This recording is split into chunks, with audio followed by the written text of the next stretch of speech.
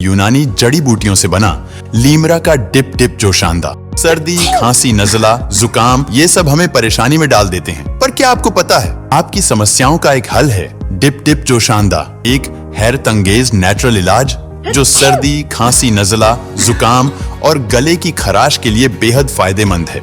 Allergy या मौसमी तब्दीली से होने वाली सर्दी खांसी की समस्या हो तो यह यूनानी जड़ी बूटियों से बना डिप डिप जोशांदा बेस्ट है और इसका बनाना भी आसान।